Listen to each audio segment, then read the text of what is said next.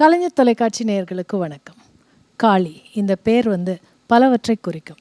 தமிழ் மக்கள் வணங்கும் கடவுளை சொல்லலாம், தீயவற்றை அழித்து நல்லவனை உருவாக்கும் விஷயங்களை சொல்லலாம். இப்படி ஒவ்வொருத்தருக்கு அவங்க மனசுக்கு பிடிச்ச மாதிரி ஒவ்வொரு விஷயத்தை இந்த பேரோடு தொடர்பு படுத்திக்கலாம். சமீபத்தில் காளி திரைப்படம் விஜய் ஆண்டனி அவர்களுடைய நடிப்பில் கிருத்திகா உதயநிதி அவர்களுடைய இயக்கத்தில் வெளிவர தயாராக காத்துட்ருக்கு. அந்த படக்குழுவினரை நம்ம இன்றைக்கி சந்தித்து காளி திரைப்படத்தை பற்றி இன்னும் நிறைய விஷயங்கள் கேட்டு தெரிஞ்சுக்க போகிறோம்.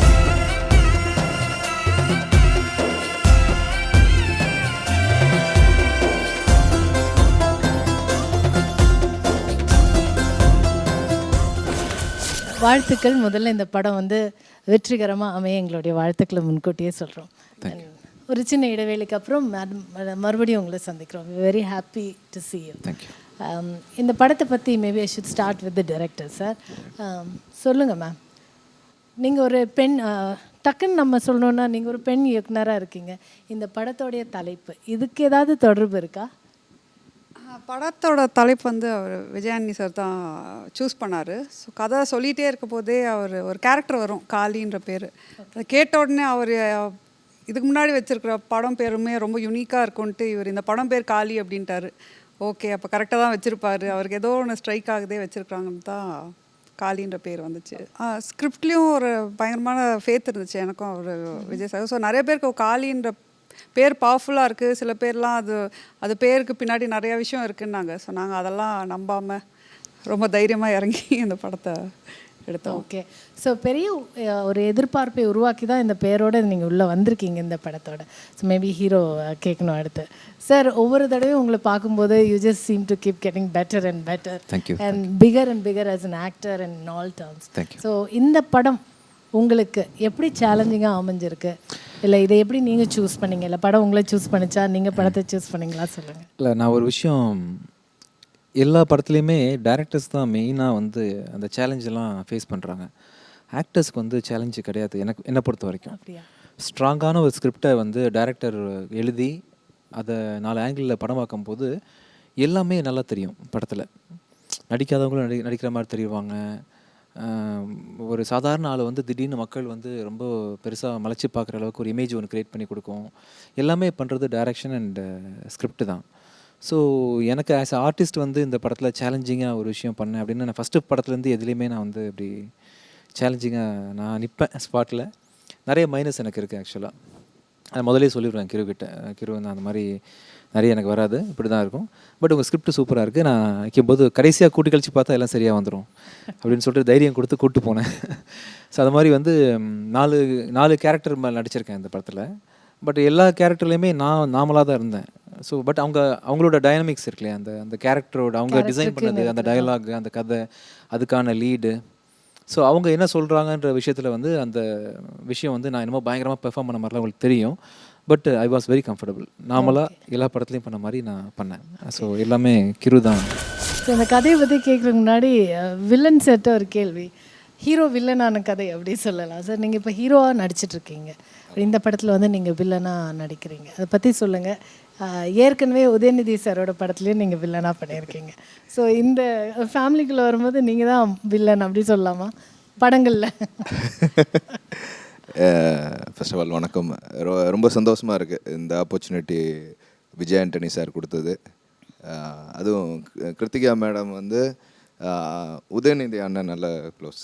அப்போது நான் சொன்னேன், நான் அக்கா படத்தில் பண்ண போகிறேன் அப்படி. குடும்பமே நடித்தாச்சு, இப்போ அருள்நிதி படத்துலேயும் நடிக்கிறோம்.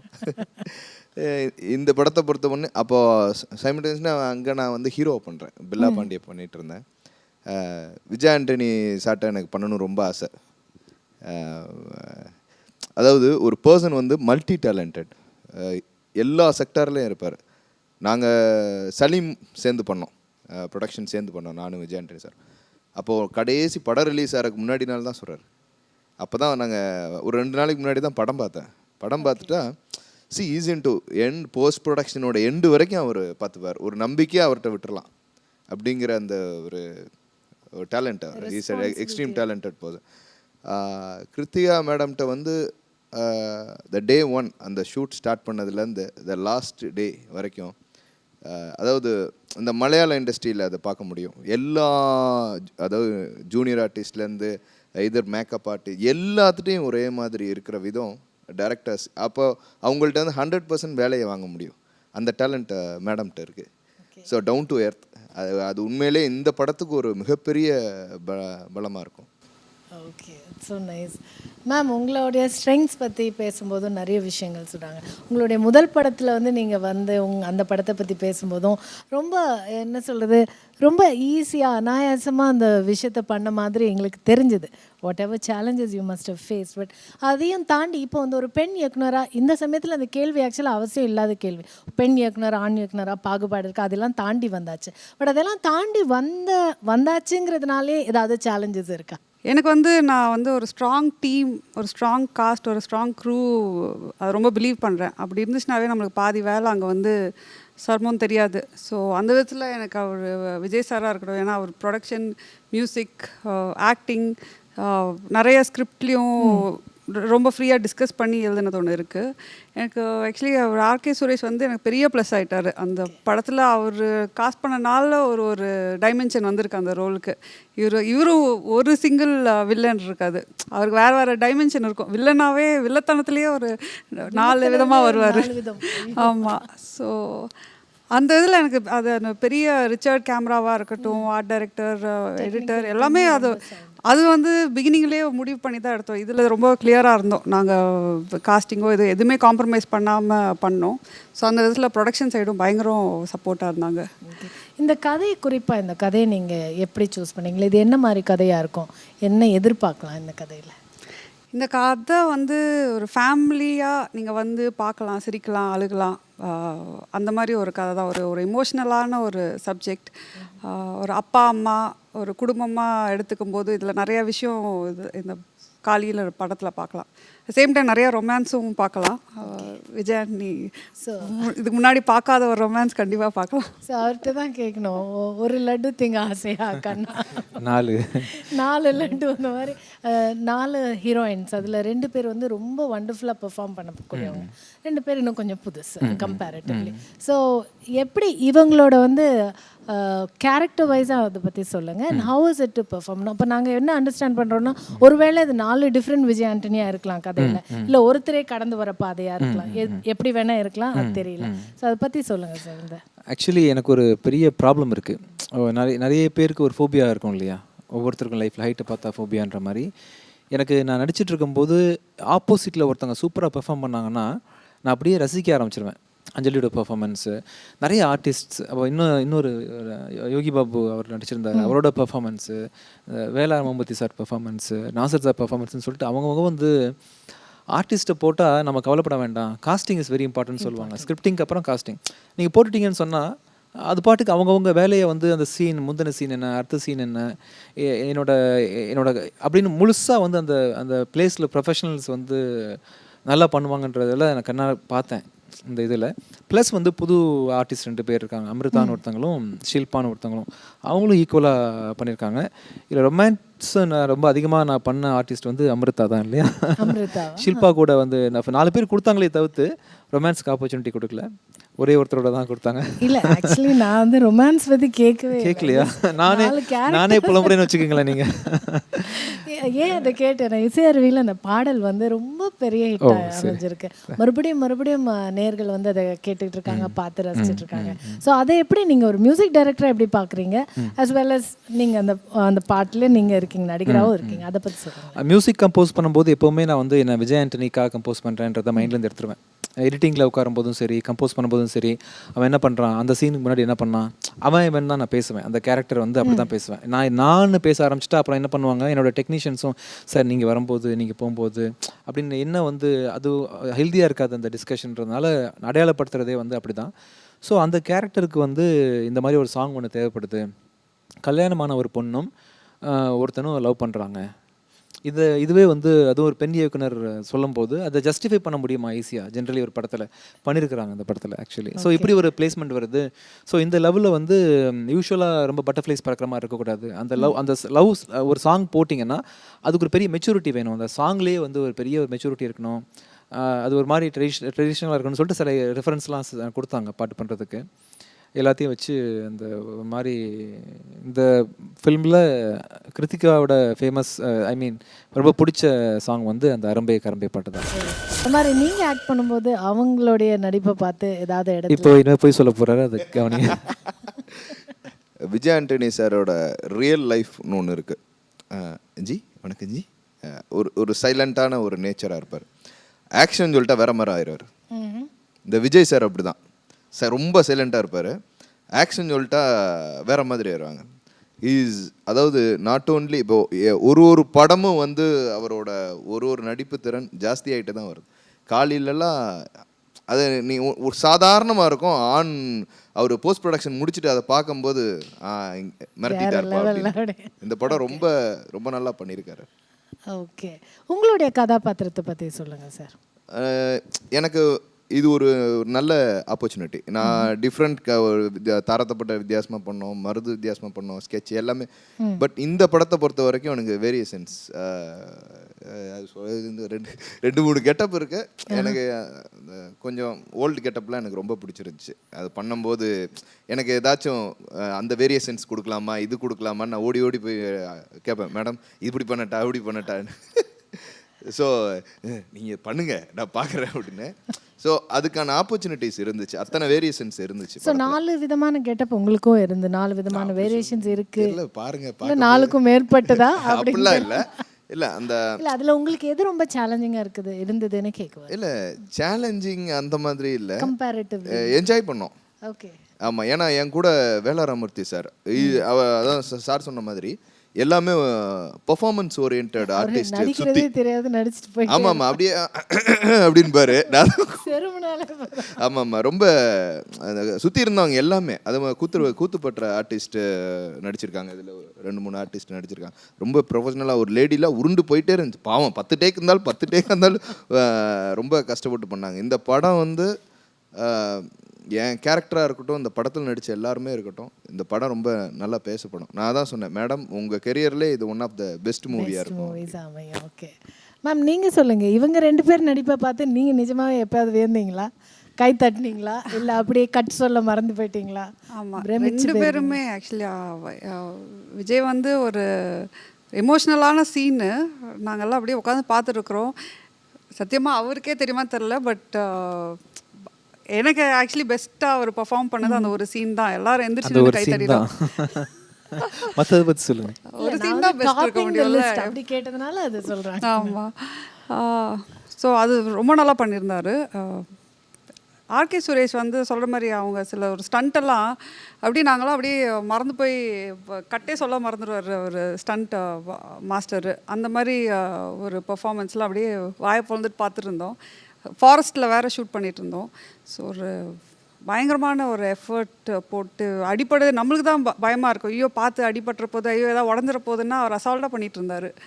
ஸோ அந்த விதத்தில் 2 பேரோடையும் ஒர்க் பண்ணுறது. ஏன்னா எனக்கு ஆக்சுவலி ஃபஸ்ட்டு படம் ரொம்ப லைட் ஹார்ட்டடாக இருந்துச்சு. காலின்ற படம் வந்து கொஞ்சம் ரொம்ப பவர் பேக்டாக இருந்துச்சு.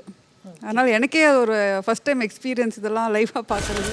அது டைரக்டர் வந்து நீங்கள் செட்டில் எப்படி மேம் வேலை வாங்குவீங்க? அவங்க இப்போ நடிச்சு காட்டுவீங்களா, இல்லை வந்து இதை மட்டும் குறைச்சிருங்க, இல்லை மட்டும் இதை மட்டும் ஆட் பண்ணிக்கங்க அப்படின்னு சொல்லுவாங்க. மேபி அவங்ககிட்ட கேட்கலாம். அவங்ககிட்ட கேட்டதா நீங்கள் 2 பேரும் சொல்லுங்கள். நீங்கள் சொல்லுங்கள். இல்லை ஆக்சுவலாக கிருத்திகாட்ட நான் கற்றுக்கிட்ட விஷயம் என்னென்னா, கரெக்டாக வேலை வாங்குவாங்க. அது எப்படி பேசுனா அது நடக்கும்னு அவங்களுக்கு தெரியும். ப்ளஸ் வந்து எந்த சூழ்நிலையுமே வந்து டெம்பர் மாறாது. நமக்கு திடீர்னு சந்தோஷமாக இருப்போம், திடீர்னு டல்லாக இருப்போம், ஒரு மாதிரி கோவமாக இருப்போம், அப்படின்ற மாதிரி எதுவுமே அவங்கள வச்சு கண்டுபிடிக்க முடியாது. ஸோ எல்லோரும் என்ன பண்ணுவாங்க, ப்ளசண்ட்டாக இருப்பாங்க. இவங்களோட ரியாக்ஷன் தானே எல்லாமே, எந்த யார்கிட்டையுமே, கேமராமேன் கிட்ட, ஆர்ட் டைரக்டர் கிட்ட. ப்ளஸ் வந்து இவங்க வந்து அவங்க எல்லார் மேலேயும் நம்பிக்கை வச்சுருக்கிறாங்க அப்படின்ற விஷயத்தை கன்வே பண்ணிடுவாங்க. ஸோ நமக்கு திருடன் கையில் சாவி கொடுத்த மாதிரி ஆகி போயிடும். ஸோ எல்லாருமே ஒழுங்காக பெஸ்ட்டாக பண்ணி தான் ஆகணும். ஏன்னா மேடம் ரொம்ப நம்புகிறாங்க நம்மளை.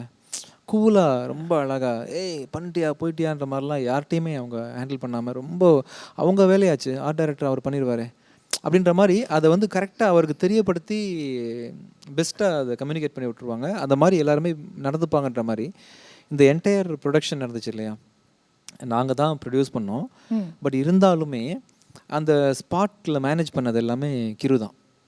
ஸோ இந்த சில விஷயங்களில் லொக்கேஷன் கிடைக்கல, பெர்மிஷன் கிடைக்கல, எல்லாமே அவுட் ஆஃப் தி வே வந்து எங்கள் டெக்னீஷியன்ஸ் எல்லாமே அதுக்கான வேலைகள் பண்ணி, அதுக்கான ஏற்பாடுகள் பண்ணி ஸ்மூத்தாக வந்து அதையும் சேர்த்து பார்த்துக்கிட்டாங்கன்னு தான் சொல்லுவேன் அவங்கள பொறுத்த வரைக்கும். ஸோ அந்த விதத்தில் வந்து என்கிட்ட என்ன பண்ணணும் அப்படின்றதையும் தெளிவாக வாங்கிக்கிட்டாங்க. உங்களுக்கு தெரியும். எப்படி சொல்லி கொடுப்பாங்களா டயலாக்ஸ் எல்லாம்? இல்லை சொல்ல மாட்டாங்க, பட் வந்து ஒன் மோர் சொல்லிடுவாங்க.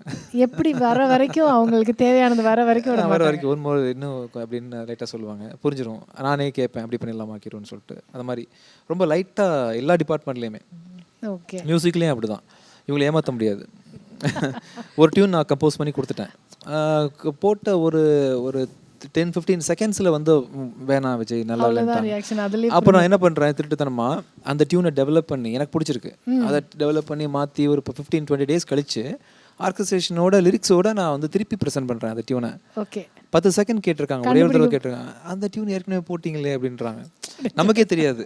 சில சமயம் என்னோட ரேடியோவில் போட்டிருக்கும் போது எங்கேயோ கேட்ட மாதிரி இருக்கே அப்படின்னு சொன்னால் தான் ஆமாம் நம்ம பண்ண பாட்டு இல்லை இது, என்ன படம் அப்படின்னு அந்த அளவுக்கு இருக்க ஒரு டைமில் இவங்க வந்து அந்த ஒரு தடவை கேட்டதை வந்து திருப்பி ரெக்கக்னைஸ் பண்ணதெல்லாம் ரொம்ப பெரிய விஷயம். சார் நீங்கள் சொல்லுங்கள் சார், உங்ககிட்ட எப்படி ஒர்க் எக்ஸ்ட்ராக்ட் பண்ணாங்க? ஹீரோ சொல்லிட்டாங்க, இப்போ வில்லன் சைட்னா அட்லீஸ்ட் அதாவது கொஞ்சம் ஆக்ரோஷமாக கொஞ்சம் அப்படி இன்னும் கொஞ்சம் அதெல்லாம் நீங்கள் எதிர்பார்க்கவே முடியாது. சி அவங்களுக்கு என்ன வாட் ஷி வாண்ட் அப்படிங்கிறதுல கரெக்டாக ஃபிக்ஸ் ஆயிடுவாங்க.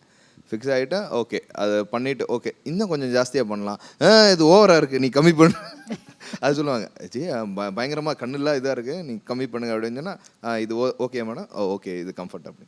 அதாவது ஆர்டிஸ்ட்டை நாட் ஓன்லி மீ, எந்த ஆர்டிஸ்ட்டை ஹேண்டில் பண்ணுறவங்க விதம் வந்து ரொம்ப சாஃப்டாக இருக்கும். நல்லா எதிர்பார்க்கவே இல்லை. வெளியே வேறு மாதிரி இருப்பாங்க நாங்கள், ஆனால் எப்படி இவங்க ஷூட்டில் எப்படி இருக்க போகிறாங்கன்னு எனக்கு தெரில. ஃபஸ்ட்டு டே வந்தப்போ அப்படியே சைலண்ட்டாக அப்படியே இருந்தாங்க. இது போதுமா மேடம், இதுன்னு ஓகே ஓகே ஓகே இது போதுங்க. அவங்களுக்கு என்ன தேவைங்கிறத ஆர்டிஸ்ட் அழகாக ஹேண்டில் பண்ணுவாங்க. இந்த படம் வந்து அவருக்கு அவரோட முந்தைய படங்கள் வந்து எப்படி வித்தியாசமாக இருக்கும்னு நீங்கள் நினைக்கிறீங்க as a director? what do you think we should expect? I think script காலின்ற ஸ்கிரிப்டே கண்டிப்பாக அது ஒரு டிமாண்ட் பண்ணியிருக்கு. ஸ்கிரிப்ட் மோர் தென் ஏன்னா எனிதிங் எல்ஸ். இது ஒருவேளை ஆக்ஷன் படம் அப்படின்னா இதுக்கு முன்னாடி ஆக்ஷன் படத்துக்கு he has already arrived அங்க. So now what should we expect? அது we just curious to know. இதில் நிறைய ஆக்சுவலி பிச்சைக்காரனில் ஒரு இமோஷன் இருந்துச்சு, ஒரு அம்மா சென்டிமெண்ட், அந்த ஒரு இமோஷன் அவர் அழகாக ப்ளே பண்ணியிருந்தார். ஸோ அந்த மாதிரி இதில் வந்து ஒரு ஒரு பலவிதமான இமோஷன் இருக்குது. ஒரு லவ்வரோட இருக்கிற இமோஷன் இருக்குது, ஒரு அப்பாவோட ஒரு இமோஷன் இருக்குது. ஸோ அந்த அந்த ஒரு இது உங்களுக்கு பிகினிங் ஸ்கிரிப்டில் படத்துலேருந்து எண்டு வரைக்கும் அது ஒன்று கேரி ஃபார்வர்ட் பண்ணோம். ஸோ அதுவுமே சொல்ல மாதிரி ஒரு மாதிரி சட்டிலாக தான் பண்ணோம். எடுத்த உடனே அது பெருசாக லவுடாலாம் பண்ணக்கூடாது. அதுலேயே ஒரு கிராஃப் இருக்கும். பிகினிங்கில் ஆரம்பிக்கும் போது அவர் எண்டில் அவர் அந்த சர்ச் வந்து ஒரு எமோஷன் இருக்கும். அது கண்டிப்பாக அந்த படத்தில் புதுசாக இருக்கும்னு நான் நம்புகிறேன். இப்போ நீங்கள் அரும்பே படம் பார்த்தீங்கன்னா அந்த ஒரு ஏற்கனவே கல்யாணம் ஆன பொண்ணோட ஒரு அங்கே காதல் வரும்போது அது ஒரு விதமாக காட்டணும். அது வந்து அவளை இளமை அதனால இல்லை, அவள் நிஜமாகவே அவங்க மனசும் இவங்க மனசும் சேர்ந்த ஒரு காதல் தான். ஸோ அதெல்லாம் ஒரு மாதிரி ரொம்ப அழகாக ப்ளே பண்ணியிருக்கிறாரு. ஓகே, ரொம்ப மெச்சூர்டாக ஆமாம் ஹேண்டில் பண்ணியிருக்காரு. சார் உங்களுடைய படங்கள் எல்லாமே ஒவ்வொரு படமும் வந்து ரிலீஸ் ஆகி அது ஒரு வெற்றி படமாக மாறுது. பட் அது ரிலீஸ் ஆகிறதுக்கு முன்னாடி நிறைய வந்து அதுக்கு பொருத்தமில்லாத சூழல்கள் வந்து தானாக வந்து அமைதா இல்லை அது என்ன ஆகுதுன்னு தெரியல. பட் எல்லா படத்தின் போதும் ஏதாவது ஞாபகம் இருக்கிற மாதிரி ஏதோ ஒரு சின்ன சின்ன விஷயங்கள் இடர்கள் வந்துட்டே தான் இருக்கு. அதை நீங்கள் எப்படி பார்க்குறீங்க? அதை வந்து எப்படி ஸ்ட்ரென்த்தாக மாற்றிக்கிறீங்க? இல்லை ஆக்சுவலி இப்போ நீங்கள் ஜிம் போகிறீங்கன்னு வச்சுக்கோங்களேன், ஒர்க் அவுட் பண்ணுறீங்கன்னா மசிலில் பெயின் வரும். அந்த பெயின் வந்தால் தான் அந்த மசில் வளரும், ஆக்சுவலாக க்ரோத் இருக்கும். ஸோ நம்ம ரொம்ப கம்ஃபர்டபுளாக நம்ம ட்ராவல் பண்ணிட்டோம்னு என்னங்க, ஆமாம் க்ரோயிங் பெயின். ஸோ நம்ம கம்ஃபர்டபுளாக முடிச்சிட்டோம்னு சொன்னால் அப்புறம் வந்து எல்லாரும் ஈஸியாக சினிமா பண்ணிடலாமே. ஈஸி இல்லை அப்படின்னு நான் ஒவ்வொரு படத்துலையும் வந்து வர சேலஞ்சஸ், இப்போ காலையில் கூட ஒரு பெரிய சேலஞ்ச் ஒன்று இருந்துச்சு எனக்கு, அண்ணாதுரையில் இருந்துச்சு, பிச்சைக்காரனில் இருந்துச்சு. ஸோ ஒவ்வொன்றும் வரும்போது வந்து அந்த டைமில் கொஞ்சம் கஷ்டமாக இருக்குது. பட் அந்த டைமில் நினச்சிக்கிறது வந்து இது எக்ஸசைஸ் ஒன்று நடந்துகிட்ருக்கு, மசில் பெயின் இருக்கும், போக போக வந்து அது பலமாக மாறிடும்.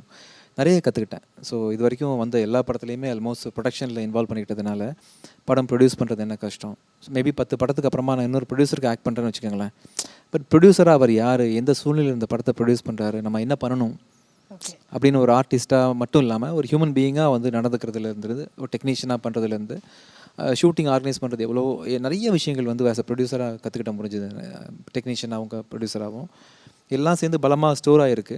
அது கண்டிப்பாக என்னோடய ஜேர்னியில் வந்து ஒரு கான்ட்ரிபியூட் பண்ணி நல்ல ஒரு பர்சனாக இன்னும் ஒரு 20-30 வருஷத்துக்கு இருக்கிற மாதிரி பார்த்துக்கணும்னு நினைக்கிறேன். சார் நீங்கள் சொல்லுங்கள் சார், ஒரு தயாரிப்பாளராக நீங்கள் நிறைய வெற்றி படங்கள் கொடுத்துருக்கீங்க, நிறைய வெற்றிகளை பார்த்துருக்கீங்க. இந்த படத்தை வந்து ஒரு தயாரிப்பாளரை எப்படி நீங்கள் பார்ப்பீங்க, அதை பற்றி சொல்லுங்கள். எவ்வளோ ஒரு ஸ்ட்ராங் மூவியாக இது அமைஞ்சிருக்கு? உண்மையை சொல்லணும்னா விஜய் ஆண்டனி சாருக்கு வந்து பெரிய ஸ்ட்ரென்த்தே அவங்க ஒய்ஃபோட சிஸ்டர். ப்ரொடக்ஷனை பொறுத்த வரைக்கும் they will be very clear. Pre ப்ரொடக்ஷனாக இருக்கட்டும், ப்ரொடக்ஷனாக இருக்கட்டும், போஸ்ட் ப்ரொடக்ஷனாக இருக்கட்டும், அதை போய் சேர்ற வரைக்கும் அவங்களோட பார்ட் பெருசாக இருக்கும். இவருக்கு கிடைச்ச ஒரு பெரிய கிஃப்ட் லைஃப்பில்.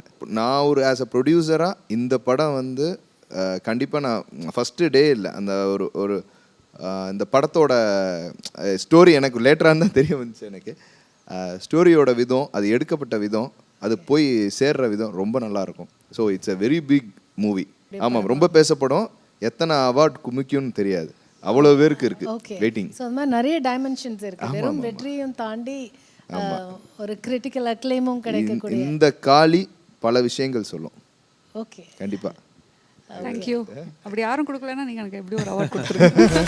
நான் குறிப்பாக கேட்க விரும்புறது அந்த படத்தோட ஆர்ஆர் பார்த்தீங்கன்னா, படத்தை விட்டு வெளியே வந்தாலும் ஒரு 2-3 நாள் கழிச்சாலும் ஒரு வலி இருந்துகிட்டே இருக்கும். அது என்னன்னு தெரியாது. கண்டிப்பாக அது ஒரு மாதிரி அது சிம்பிள் டெக்னிக் தான். என்னென்னா அந்த படத்தில் நான் வழக்கமாக என்ன பண்ணுவேன், எல்லா படத்துலையுமே நான் படம் எடுத்துக்கிட்டிங்கன்னா தப்பெல்லாம் தப்பே இல்லைன்னு ஒரு பாட்டு, உலகினில் மிக உயரம்னு ஒரு பாட்டு. ஸோ இந்த 2 பாட்டையும் வந்து பில்லர் ஆக்கிக்கிட்டு அதை வந்து ரீரெக்கார்டிங்கில் ஸ்ப்ரெட் பண்ணி விட்டுருவேன் த்ரூ அவுட் அதுதான் தீம் சாங் அப்படின்னு சொல்கிற மாதிரி.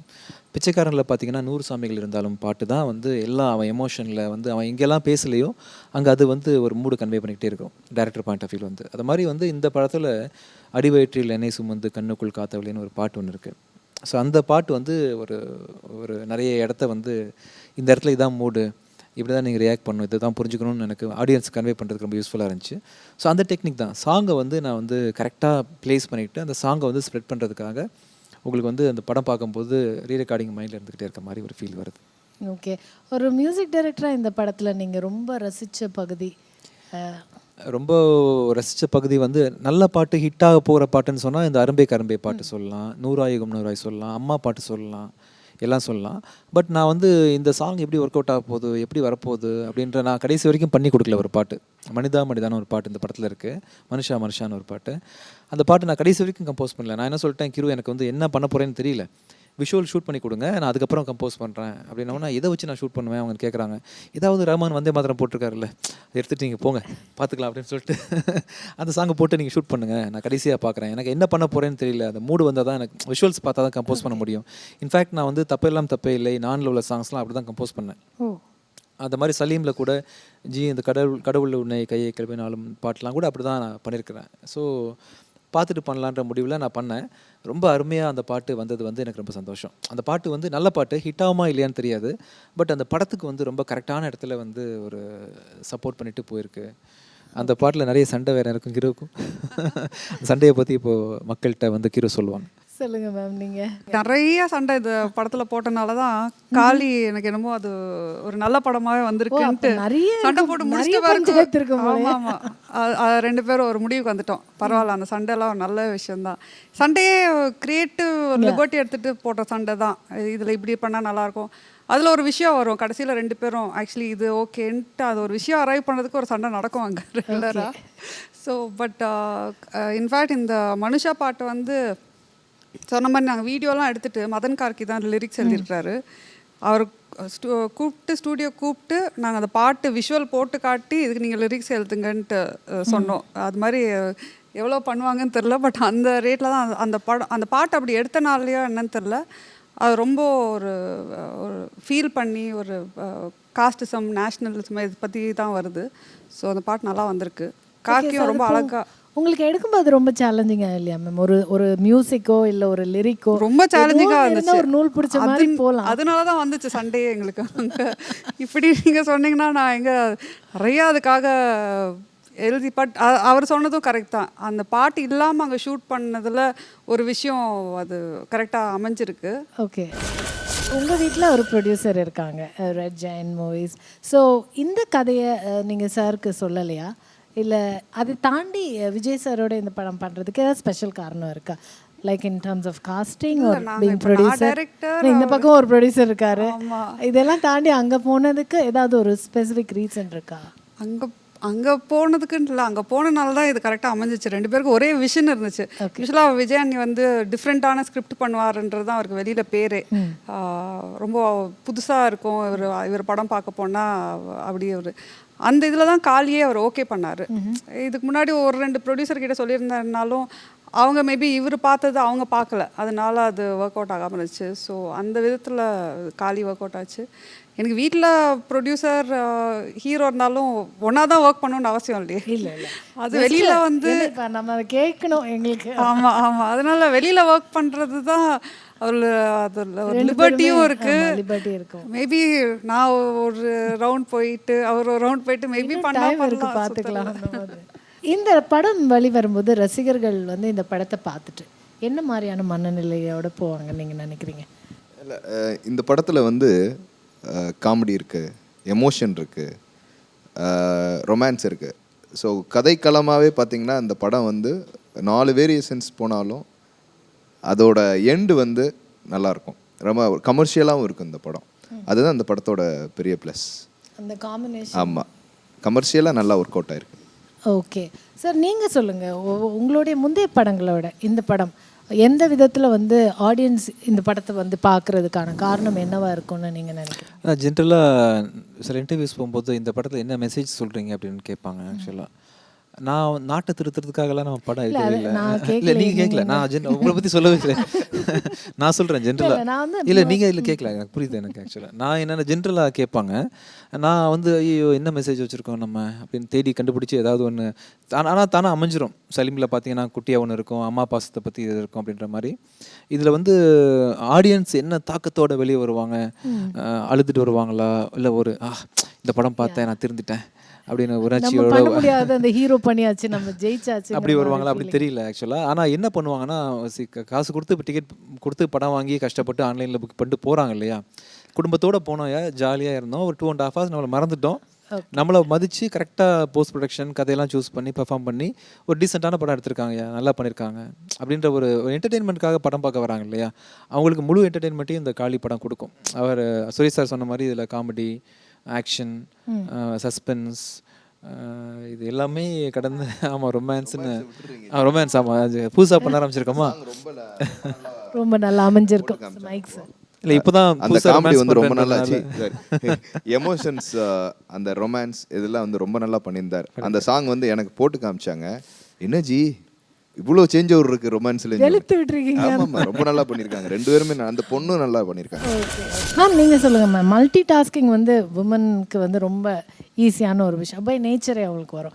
அண்ட் ஒரு படத்தோட டிரெக்டராக இருக்கும்போதும் அந்த மல்டி டாஸ்கிங், பட் ஒரு விமனாக இருக்கும்போது அது ரொம்ப சீம்லெஸ்ஸாக பண்ண முடியும். ஸோ இந்த படத்தில் வந்து உங்களுடைய ஃபஸ்ட்டு ஃபில்ம் வந்து ஒரு ப்ரீஸியான மூவி, ஸோ செகண்ட் ஃபில்ம் ஒரு ஆக்ஷன் பேக்ட் எல்லாமே இருக்குது இதில், ஒரு கதையிலேருந்து ஒரு variation. So we are expecting lot of things. நீங்கள் வந்து எப்படி ஒரு டைரக்டராக இவால்வ் ஆயிருக்கீங்க from the first to the second? How do you? I think எனக்கு ஒரு பெரிய லீப்பாக தான் இருக்கும்னு நினைக்கிறேன். வணக்கம் சென்னை டு காளி அப்படி தான் நான் பார்க்குறேன்.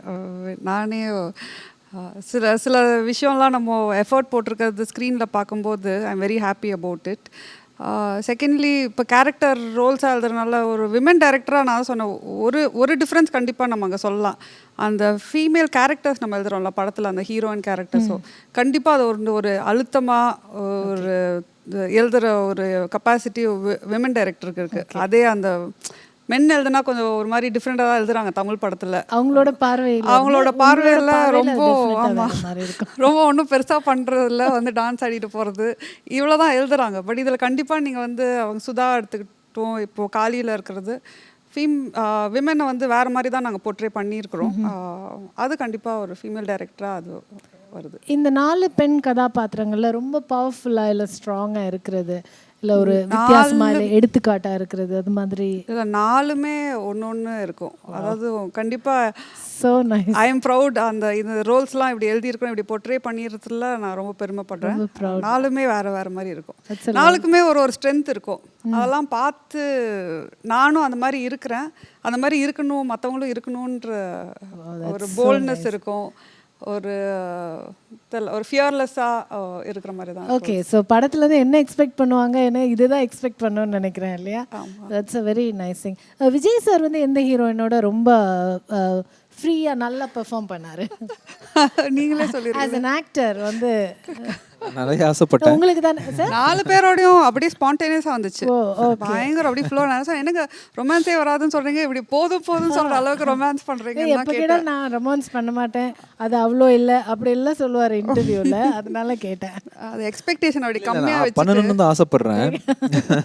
என்னன்னா அது ரோல்ஸ்லாம் வந்து ரொம்ப கிரிட்டிக்கலாக கொடுத்துட்றாங்க. இப்போ உதாரணத்துக்கு பிச்சைக்காரனில் பார்த்தீங்கன்னா அம்மா வந்து டெத் பெட்டில் இருக்கும்போது நம்ம ரொமான்ஸ் பண்ண முடியாதுன்ற சூழ்நிலை.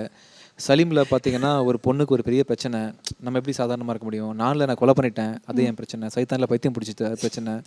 அது மாதிரி ஒவ்வொரு படத்துலையும் டேரக்டர்ஸ் வந்து ஆமாம், இந்த டேரக்டர்ஸ் வந்து என்னை வந்து சதி பண்ணுறாங்க. என்ன சொல்கிறதுன்னு தெரியல. கலைஞர் டிவி மூலமாக வந்து என்னோட வருத்தத்தை தெரிவிச்சுக்கிறேன். என்னப்பா உங்களுக்கு ஒரு பிரச்சனை எங்கே இருந்துச்சு?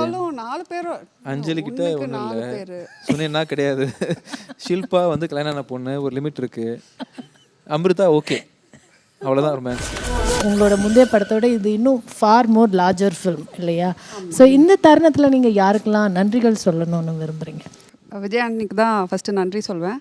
ஏன்னா அவர் இந்த படத்தை பிலீவ் பண்ணி நிறையா பேரை கேட்பாங்க, நீங்கள் விமன் டைரக்டராக அவங்களுக்கு என்ன தடங்கள்னா, ஃபஸ்ட்டு நம்ம ப்ரொடியூசரை மீட் பண்ணி 2 இடத்துல கன்வின்ஸ் பண்ணோம். நம்ம ஃபஸ்ட்டு ஒரு விமன் டைரக்டர் இவங்க எப்படி பண்ணுவாங்கன்ற இது இன்னும் தமிழ்நாட்டில் அட்லீஸ்ட் இருக்குது, அந்த ஒரு ஹேங் ஓவரில் இருக்கிறாங்க. 2வது இவங்க வந்து லைட் ஹார்ட்டடாக தான் பண்ணுவாங்க, இவங்களுக்கு வந்து ஒரு கமர்ஷியலாக ஒரு படமாவோ ஒரு லார்ஜர் மாஸ் ஆடியன்ஸுக்கு படம் எடுக்குவாங்களான்றது திறமை இருக்கா இல்லையான்றதுலாம் டவுட்டில் தான் இருப்பாங்க. இவர்கிட்ட கதை சொல்கிற வரைக்கும் நான் எங்கேயுமே ஒரு இடத்துல கூட ஃபீல் பண்ணல, நிறைய இடத்துல ஃபீல் பண்ணியிருக்கிறேன். நான் ஒரு உமனாக இருக்கிறனால அங்கே வந்து இல்லைன்னு சொன்னாங்க, அவங்களோட டவுட் எனக்கு அங்கே கண்டிப்பாக ரெஜிஸ்டர் ஆகும். இவரோட சுத்தமாக அந்த ஒரு ஃபீலிங்கே இல்லை. உங்கள் கதை நல்லாயிருக்கு, நம்ம பண்ணுறோம், இவ்வளோதான் சொன்னார். ஸோ அந்த விதத்தில் எனக்கு கண்டிப்பாக அப்ரிஷியேட் பண்ணுவேன். நிறையா விமன் டைரக்டர்ஸ் அங்கே ட்ரை பண்ணுறாங்கன்றது எனக்கு தெரியும். அவங்களுக்கு நிறையா ஹார்ட்ஷிப் இருக்குது. விஜயாண்டி வந்து நீங்கள் பார்த்தீங்கன்னா ஒரு சான்சஸ் அதிகமாக இருக்குது. அண்ட் ஐ திங்க் சுரேஷ் கிட்ட தெரில, இன்னும் ஏதாவது லேடி டைரக்டருக்கு கொடுப்பீங்களா சான்ஸு? அதாவது நான் ஜென்ரலாக இப்போ ஒரு ப்ரொடியூசராக வந்து உமன்ஸ் வந்து அந்த அளவுக்கு அப்ரோச் பண்ணுறது கிடையாது ஜென்ரலாக. ஓகேங்களா? அப்போ இவங்களுக்குன்னு எண்ணிக்கை குறைவாக இருக்குது. எண்ணிக்கை கண்டிப்பாக வந்து குறைவாக இருக்குது. இப்போ புஷ்பா அவங்களாம் இருக்காங்க, விக்ரம் வேதா வந்து. ஸோ அந்த மாதிரி ஒரு லைனப்பில் வந்து மேடம் தனித்து பேசப்படுவாங்க கண்டிப்பாக. இனிமேல் மாஸ் படம் கூப்பிடுவாங்க. ஓகே, ஆமாம், கூப்பிட்டு அதாவது கதை கலந்த ஒரு மாஸ் படம். ஜி வாங்கி வச்சுக்கோங்க கால்சி. கண்டிப்பாக ஏன்னா இந்த லைனே வந்து அந்த மாதிரி லைன் இல்லை, எல்லாமே எல்லா டைமென்ஷன் இருக்கும். ஸோ அதை ஹேண்டில் பண்ணுற பக்குவம் இருக்குது பாருங்கள், அதை நல்லா ஹேண்டில் பண்ணாங்க. நாங்கள் பார்க்கும்போது அப்படியே பார்த்துக்கிட்டே இருப்போம். அவ்வளோ கூலாக, ஏன்னா அவங்களுக்கு ஏற்ற அழகான டீம் அமைச்சுக்கிட்டாங்க ஃபஸ்ட்டு.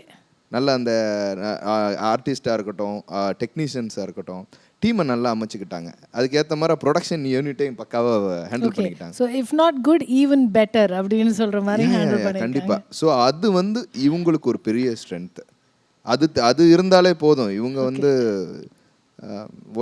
அதாவது அது ஆம்பளை அந்த அது அப்படிலாம் ஒரு வேரியேஷன்ஸ் எதுவுமே கிடையாது, போக வேண்டிய அவசியமே இல்லை. அண்ட் இன்னைக்கு இருக்கிற டெக்னிக்காலிட்டிஸ் அண்ட் சப்போர்ட்டில் வந்து அது ஒரு டிஸ்கஷனாகவே வர வேண்டிய அவசியம் இல்லைங்க. அவங்க வந்து விஜய் சாரை வச்சு கூட படம் எடுக்கலாம். ஓகே, ஸோ எல்லாரும் ஒரு கிளாப் பண்ணலாம். It's a proud moment. கண்டிப்பாக கண்டிப்பாக. யா, ஸோ அதுக்கு முன்னாடி உதய் சாரும் ஹீரோ வச்சு ஒரு படம் பண்ணுங்க மேம். எல்லாரும் வச்சு ஒரு படம் பண்ணிக்கலாம். இல்லை நான் உதய் சார்ட்ட நான் ஃபோன் பண்ணி சொன்னேன், பாருங்கள் மேடமோட கால் ஷீட் கிடைக்காது, பார்த்துக்கோங்க, பிடிச்சி வச்சுக்கோங்க அப்படின்னு. ஸோ இந்த ஸ்ட்ராங் டீம் அமைச்சிக்கிட்டாங்கன்னு சொன்னீங்க இல்லையா? ஸோ அந்த டீமை பற்றி எங்களுக்கு கொஞ்சம் இன்னும் எலாபரேட்டாக சொல்லுங்கள். உங்கள் டெக்னிக்கல் டீமில் யாரெல்லாம் இருக்காங்க இந்த படத்தில், அவங்க என்னெல்லாம் அசோசியேட்டடாக இருக்காங்கன்னு சொல்லுங்கள். ஃபஸ்ட்டு ஆக்சுவலி கேமராமேன் வந்து வணக்கம் சென்னையோட கேமராமேன் தான் எனக்கு காலியும் கேமராமேன். ரொம்ப அமைதியாக இந்த செட்டில் மேனேஜ் பண்ண முடியும்னா அது வந்து ஃபஸ்ட் ரீசன் வந்து ரிச்சர்ட் தான்.